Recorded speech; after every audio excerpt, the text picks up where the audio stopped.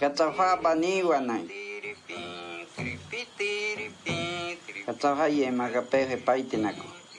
Amazônia liko. Wani kawa mana nitsa. We makayaka. Karunko akawan hele. Terza wanako kawa pagamarita. Waiha kawakapi iyo. Watakha wachikure pakuwaka. Nyawahiuka, Brasil. Nyansaka pakwe paka. Kametsa watipikaka vintakete iyo. Metsaka dupia upi 1500 anos. Piakazu. Neta panza puaza que na kaya pikada que pinevika. Nya wataite wa maka que we maka ima wa neviki kakani.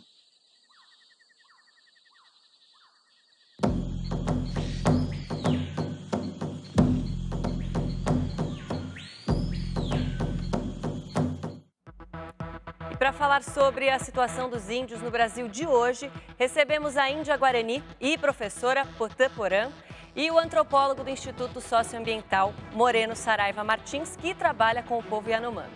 Participe da nossa conversa, mande suas perguntas e comentários pelo Facebook e também pelo Twitter. Os endereços aparecem aí na sua tela. Uma boa tarde, muito obrigada pela presença dos dois. Eu vou só convidar os nossos telespectadores que quiserem rever esse vídeo, vai aparecer o endereço aqui embaixo, socioambiental.org/maisíndio. Aí você consegue rever esse vídeo que é legendado, né? Professor, agora eu queria saber como que você recebeu essa campanha, o que você achou dela? Eu gosto muito dessa campanha porque ela mostra como os indígenas no Brasil, né, vem mudado com o tempo. Muitos brasileiros acreditam que o indígena tem que viver no passado, como se estivesse num museu preso. Se a gente veste roupa, se a gente fala português, a gente não é mais índio. Aí eu sempre pergunto, vocês vivem como há 500 anos atrás? As mulheres nem são parecidas com 30 anos atrás, as mulheres não indígenas. E por que nós, povos indígenas, temos que viver como há 500 anos? Moreno, o objetivo é esse mesmo, né, da campanha? Perfeita a fala da professora. A gente se depara hoje com o conceito de povos indígenas, de índio no Brasil. A maioria da população entende os indígenas como uma coisa do passado. Eles ligam os povos indígenas ao passado, sem considerar que hoje você tem aí, como o IBGE mostrou para o Brasil, mais de 300 etnias, 300 povos, falando línguas diferentes, morando aqui no Brasil. É uma diversidade que o Brasil desconhece e que com essa campanha a gente quer mostrar um pouco dessa diversidade e chamar atenção para a atualidade dessa diversidade, né? Os povos indígenas estão no Brasil vivendo aqui com a gente. Professora, a gente mencionou aí no início do nosso programa alguns dos principais desafios, né, que nós acreditamos que os povos indígenas enfrentem diariamente, que é a questão da demarcação de terras, a questão do preconceito que tenta ser desmistificado com essa campanha. Quais são outros desafios com os quais vocês têm que brigar ainda hoje? Olha, a gente, na atualidade, a gente tem vivido uma situação muito difícil na questão política. Eu estava dizendo assim, eu já disse alguma vez, que se na época da ditadura a ideia era a integração dos povos indígenas à nação, né? A ideia de hoje, na bancada ruralista, em todo esse movimento, é de desintegração dos indígenas. Porque a gente só vê um ataque sistemático aos povos indígenas, em todas as esferas, até nas esferas municipais, estaduais e principalmente na federal. Moreno, como que estão as legislações, então, as legislações que deveriam proteger as terras e essas populações indígenas? Elas têm sido respeitadas? Elas são suficientes? Acho que hoje no Brasil se consegue fazer um corte bem claro da situação dos povos indígenas fora da Amazônia e dos povos indígenas na Amazônia. Em 1988, a Constituição garantiu aos povos indígenas a terra, que eles morassem, que eles pudessem habitar, segundo seus usos e costumes, a terra. O artigo 231 e 232 da Constituição garantem isso aos povos indígenas. De 88 para cá, você tem a situação da Amazônia Legal, onde estão 98% das terras indígenas demarcadas no Brasil estão na Amazônia, o que representa 25% da nossa Amazônia no Brasil está protegido como terra indígena. E nesses 23% da Amazônia habitam 60% da população indígena no Brasil. Dessas quase 900 mil pessoas, 60% habitam a Amazônia brasileira. Fora da Amazônia, você tem 40% dessa população, apenas 2% das terras que são demarcadas no Brasil estão fora da Amazônia. São pequenas terras em meio a grandes pressões das grandes cidades, pressões do agronegócio sobre essa população. A professora Porã, inclusive, vive em uma aldeia que é aqui no extremo sul da cidade de São Paulo, né? É diretora em uma escola indígena. Vamos aproveitar então para falar da educação indígena, até para quem não conhece, né? Que não sabe que ela existe. Conta para a gente como é que funciona a educação indígena, professora. A educação escolar, a educação indígena, ela sempre existiu, que é o que os Juruá, desculpa, às vezes eu vou falar um termo guarani. Fica à vontade. Juruá é não indígena. Então, o que os Juruá usa é que a gente chama de educação aformal, quer dizer que é sem forma. Sem forma, e enquanto a educação escolar indígena formal, por quê? Porque ela tem forma e ela tem o sentido de formatar. Então, a educação vivida na aldeia é uma educação que a criança cresce para ser guarani. O pai vai levar, a mãe vai cuidar e ela vai aprender a ser guarani no seu dia a dia. Na escola, né, aí a gente tem um sistema para aprender. Eu não quero me enrolar muito, mas enfim. A grande questão é saber aonde começa a educação escolar indígena e aonde começa a tradição. A gente não pode roubar espaço da tradição. Por exemplo, eu não posso levar um chamoy é o que vocês chamam de pajé. Eu não posso levar o chamoy para a escola, né? Mas eu não posso levar as crianças até a casa de reza, o Opã, que é o nosso local sagrado, com lápis e caderno. Porque isso eu estou tirando o espaço da tradicionalidade e transformando em matéria escolar. Então, isso é um debate que nunca vai se cessar. Provavelmente eu vou trabalhar, vou me aposentar e não vou saber, talvez eu não me aposente, né? Mas, enfim. A gente não vai saber, não vai entender como que, até onde é tradição e escola. Bom, a professora, ela levantou até que um dos termos que a gente costuma associar a populações indígenas, que é o pajé, e a gente tem alguns outros termos que a gente usa ainda, mas que tem uma conotação preconceituosa. Moreno, quais seriam eles que a gente deveria riscar aí do nosso vocabulário, pelo menos quando nos referirmos a índios? Um termo bem comum que é usado é o termo tribo, né? Esse é um termo que designava a organização social de povos africanos e que foi transferido para o Brasil sem nenhum senso crítico e hoje é usado assim, sem nenhum critério, né? Então, acho que tribo é o primeiro que a gente deve riscar aí do nosso vocabulário. Trocamos por etnias ou povos indígenas. E isso chama a atenção da gente por um fato que é o desconhecimento que o Brasil tem sobre sobre a enorme diversidade dos povos indígenas. Né? Quando a gente fala índio, o povo indígena, é um termo genérico que embaixo dele você tem uma diversidade tão grande, tão bonita de culturas, de formas de pensar o mundo, de forma de se expressar, né, que eu acho que a gente devia, em vez de chamar povos indígenas, né, o Brasil tinha que começar a conhecer quais são os povos, pelo menos o nome dos povos, né, que estão no nosso território, que é de uma diversidade maravilhosa.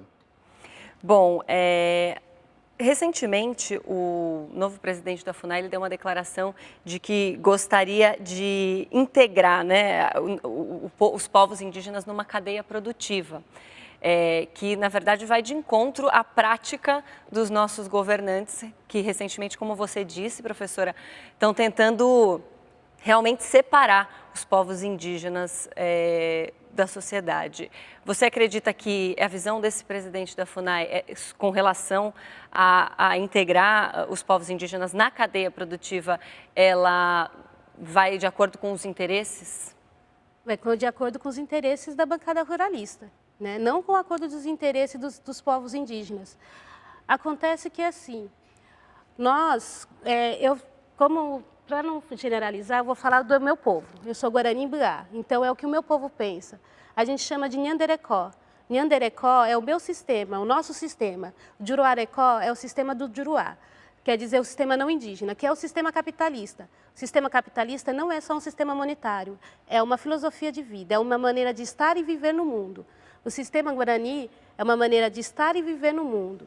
Por isso é que nós, os povos indígenas, têm uma visão diferente, não só de um sistema, de uma forma de estar no mundo, que não visa o lucro, que não visa a produção em massa, em coisas assim, né? Que é o que o capitalismo tem. Eu acho que boa parte dos ataques aos povos indígenas é por conta disso também, né? Se preservar e fortalecer, valorizar os povos indígenas é valorizar uma maneira diferente de ver o mundo, de estar no mundo. E isso não significa excluir os povos indígenas, inclusive aqui, da nossa convivência, né? Afinal, você está na maior metrópole, a sua aldeia fica na maior metrópole da América Latina. Você já falou sobre essa linha tênue entre cultura indígena e tradições, né? Que é uma coisa muito delicada. Como viver numa cidade como São Paulo e preservar ainda os costumes de vocês? Antes de falar disso, eu quero esclarecer uma coisa. Nós, povos Guarani-Mbiá, somos originários daqui de São Paulo.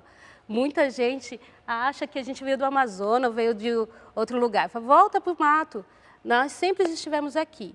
A cidade é que cresceu e nos rodeou, nos sufocou e nos deixou em lugares pequenos, né? Então, essa é a nossa terra originária. Meus antepassados, os meus avós estão enterrados aqui, né? Então, nós, Guarani-Mbiá, que tem um dos contatos há mais tempo com os não indígenas, a gente se mantém por quê? Por causa da nossa língua, por causa da nossa religião e principalmente por nós nos identificarmos como Guarani. A gente tem a nossa alma Guarani, né? E eu acho que mesmo se passar séculos à frente, espero, né, que enquanto a gente tiver a nossa identidade forte, ainda vai existir Guarani no mundo. Mesmo que a gente ande de alguma coisa high-tech, sei lá, tipo carro voador ou coisa assim, a gente ainda vai continuar sendo Guarani. Moreno, você estava falando que 98% das terras demarcadas estão na Amazônia, né? Na Amazônia. A professora já falou que a aldeia dela, a etnia dela é originária aqui de São Paulo. A gente, o homem branco, né, que chegou depois, onde a gente tem aldeias e etnias espalhadas por todo o país? Por todo o país, desde do Rio Grande do Sul até o norte de Roraima, a gente tem aí o Brasil todo pontuado por diferentes etnias. Inclusive, das duas maiores etnias do Brasil, que são os Guarani e os Caingangue, habitam o sul e o sudeste do Brasil, né? São povos que estão resistentes, e o caso dos Guarani, para mim, especialmente me toca assim, muito fundo, porque foram os povos que primeiro receberam, né, o impacto da chegada da invasão portuguesa, e que estão resistentes até hoje. Você vai hoje no Jaraguá, no Crucutu, na barragem, você vê crianças falando em língua guarani, você vê a casa de reza funcionando.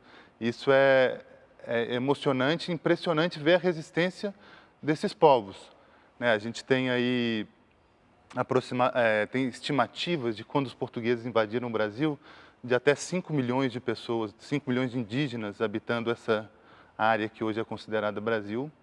Hoje você tem aí menos de 1 milhão, e você já teve estimativas muito abaixo desses 900 mil, né? Esses povos que receberam o impacto dos portugueses, a maioria foi dizimada, grande parte morreu, né? Primeiro por doenças, depois, né, pela violência da própria colonização. E você vê os Guarani hoje que receberam esse impacto, morando nessas regiões sul e sudeste, no litoral do sul e sudeste, região de grande especulação imobiliária, resistindo fortemente, né, com sua cultura forte, com seu idioma vivo, é uma coisa linda de se ver, e o Brasil segue não respeitando e não conhecendo isso. O contrário, né, o contraste com isso que me toca é essa tristeza que vem quando a gente vê que o Brasil não conhece. Né? Você tem na maior cidade do Brasil, São Paulo, você tem 3 comunidades indígenas completamente desconhecidas. Bom, vou fazer um intervalinho aqui na nossa conversa, a gente vai para uma rápida pausa, continue participando no nosso bate-papo, veja agora os endereços.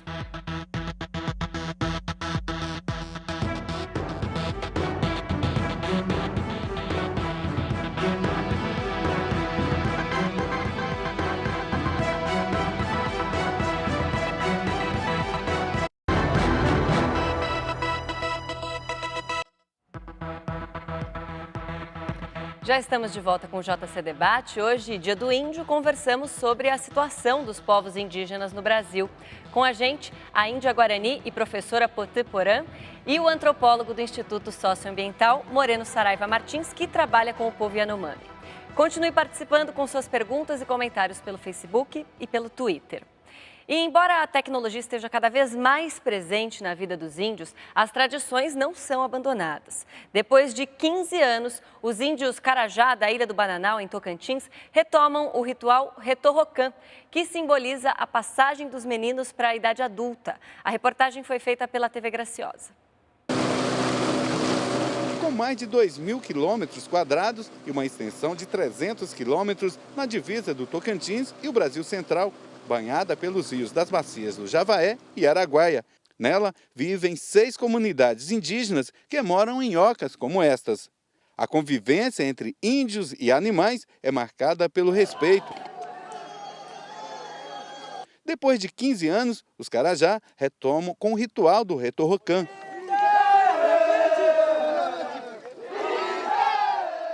A população indígena aqui da Ilha do Bananal é de cerca de 3.000 índios, divididos em diversas aldeias. Os Carajás são destemidos e reconhecidos internacionalmente por esta cultura. Uma festa marcada pelo respeito ao rito milenar, desde em que os índios Carajá ocuparam a Ilha do Bananal, a maior ilha fluvial do mundo. Toda a população fica em festa. O encontro é marcado por muita dança. O colorido das indumentárias chamam a atenção. Gritos e movimentos que imitam os animais. Com esses espíritos dos mortos, o juventude, os homens, se faz benzer lá e para pedir a proteção deles. Então, por isso, essa tradição para nós é muito importante. Bom, vamos deixar claro que esse é um ritual característico desse povo indígena. A tua etnia, professora, tem outros rituais diferentes desses? Quais são os principais que vocês ainda mantêm? Bom, o principal, que eu acho que é bem característico da minha cultura, né, que é tipo marca registrada, o que nos identifica, é o ritual de batizado. O batizado, ele é muito diferente do batizado de Uruá, do batizado não indígena, né? A gente faz em alguns momentos do ano, e é quando as crianças que nasceram durante o ano recebem um nome. Você vê a minha bebê, né, que está lá, ela ainda não tem nome Guarani, porque ela só pode receber quando ela puder ficar de pé com suas próprias pernas. Aí ela pode receber o nome, e antes disso não. Moreno, você viveu 9 meses, né? Você estava me falando, em uma aldeia? Eu morei 9 meses numa comunidade Guarani durante uma pesquisa de mestrado que eu fiz, e eu trabalho já há 7 anos com o povo Yanomami, que mora no norte de Roraima, no noroeste de Roraima, no norte do Amazonas e também na Venezuela. A gente viu essa reportagem do povo Carajá, agora você imagina isso no Brasil multiplicado por 300, né? Você tem aí essa beleza estética dos povos indígenas, né? Os povos indígenas em geral, eles têm uma concepção e uma ênfase na vida, na beleza estética que é admirável. Mas, além disso, a gente tem que pensar que por trás de cada povo, de cada desses 300 povos, você tem concepções próprias de mundo, que cada concepção dessa é uma riqueza para a humanidade, é uma parte da nossa humanidade que a gente desconhece, né? É um bem da humanidade isso, que a gente desconhece e não valoriza. Então, você imagina 300 concepções de mundo diferentes, 300 formas de pensar, 300 formas de olhar, tudo que a gente está ao nosso redor, 300 formas de entender isso. É de uma riqueza maravilhosa que no Brasil a gente conhece muito pouco. Mas tem muitos artistas que querem dar ênfase, né? Querem colocar os holofotes para a cultura indígena. O fotógrafo Renato Soares, há 30 anos, ele faz inúmeros registros de imagens de comunidades indígenas. Esse trabalho resultou num registro aprofundado das dificuldades de sobrevivência dos nossos índios. A repórter Evelyn Avancini fala da exposição Ameríndios do Brasil, em cartaz num shopping de São Paulo. 25 comunidades indígenas estão retratadas em 30 fotografias nesta exposição. É o resultado do trabalho de 30 anos do fotógrafo Renato Soares. Renato, que o público poderá acompanhar aqui, poderá ver? Aqui, na verdade, é uma fração do trabalho. Já retratei mais de 50 grupos. O projeto Ameríndios é retratar todas as etnias do Brasil, que aproximadamente são 300 etnias, com 274 línguas faladas. E aqui nós vamos tentar chegar próximo um pouquinho, um pedacinho desse universo indígena, desse Brasil que o próprio brasileiro desconhece, né? É um pouco daquilo que somos. É um cotidiano diferente, é um personagem diferente, é uma criatura que não tem um pensamento de acúmulo de riquezas. Ele vive o hoje. A exposição fica aqui no Morumbi Shopping até o dia 30 de abril e a entrada é de graça. Bom, quando a gente começa a ter mais contato, né, com essa cultura que é tão rica, essas culturas que são tão ricas, algumas curiosidades despontam aqui. A Márcia dos Santos, professora, ela quer saber como que a gente faz para se aproximar dos índios e, inclusive, conhecer as suas comunidades sem parecer apenas curiosos colonos. Como ajudar? E aí eu vou emendar uma pergunta. Quais são as principais reivindicações de vocês hoje? Então, eu acho que agora com a internet, uma das coisas boas da internet é isso, né? A socialização da sabedoria, não é sabedoria, do conhecimento. Isso, socialização do conhecimento. Então, e eu acho que pela internet, pelo site do ISA, por exemplo, é um dos melhores. Eu sempre indico para vários professores que querem trabalhar, né? E então a gente consegue conhecer um pouco mais da diferença dos povos indígenas. Não gosto de falar assim, vai lá na aldeia conhecer tal, porque é a mesma coisa de eu falar assim, vai na casa das pessoas para conhecer, sabe? Você não vai na casa de um alemão para conhecer como um alemão vive e tal, né? Então, os povos indígenas, não é porque é indígena que é um parque que as pessoas têm que visitar, tirar foto, que nem se fosse turista, ou como se fosse um zoológico ou coisa parecida, né? Tem que ter um respeito, tem que ligar antes, tem que falar com as lideranças, né? Mas eu acho que através da internet, pelo Facebook, pelos sites, é uma maneira boa de fazer, né? E quanto às nossas reivindicações, elas são muitas, porque os ataques a nossos povos indígenas são muitos, né? A gente está com problema na saúde, está com problema na educação, né? E principalmente na demarcação de terra. Os não indígenas, eles têm manias de separar tudo e achar que saúde, educação e terra são coisas diferentes, mas também é uma coisa só, é um jeito só. A gente não tem saúde se a gente não tiver terra para viver, para a gente viver do nosso jeito. E a gente não tem como educar nossos filhos a ser Guarani se a gente também não tiver terra, né? Então, uma coisa está entrelaçada à outra.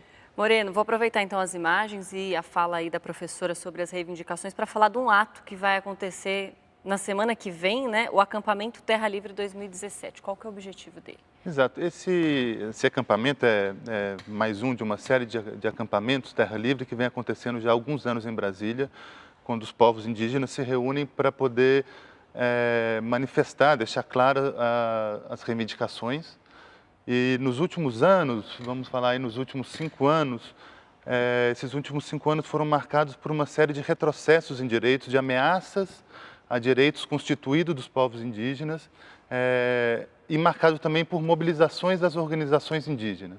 Ao mesmo tempo que esses direitos vêm sendo retirados e ameaçados, as organizações dos povos indígenas têm se levantado contra isso. Hoje, um dos maiores atores políticos no Brasil hoje são essas organizações indígenas se levantando contra esses retrocessos e essas ameaças. Uma das grandes ameaças, como falou a professora, é a ameaça à demarcação de terra. Você tem aí hoje no Brasil situações dramáticas, como no Mato Grosso do Sul, os Guarani Kaiowá, que vivem na beira da estrada.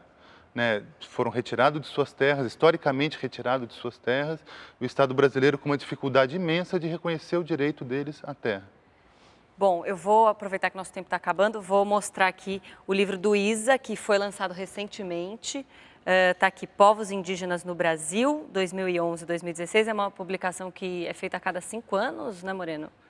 Nos últimos anos a gente tem feito de 5 em 5 anos.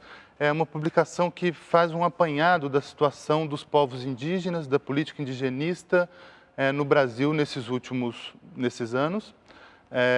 E que justamente nesses últimos anos foi marcado por uma grande retirada de direitos e um grande levante, uma reação das organizações e dos povos indígenas. Na foto da capa aí você vê o falecido Piracumã, num acampamento Terra Livre em Brasília, acalmando os policiais numa dessas manifestações contra a retirada de direitos. Professora, rapidinho agora, passa o nome da sua página no Facebook para quem quiser conhecer um pouquinho mais sobre a cultura indígena do povo dela. Posso falar? Guarani. Pode falar que vai aparecer o endereço aí embaixo. Aqui eu também faço palestras nas escolas, orientação técnica para professores, para abordar a questão indígena na escola de maneira que não seja preconceituosa. Então, vocês podem me procurar no meu Facebook, está aí. Está aí o Em endereço. algum lugar, Obrigada pela presença dos dois. Até uma próxima oportunidade. JC Debate fica por aqui. A gente volta amanhã, 12h30. Uma ótima tarde para você. Até lá.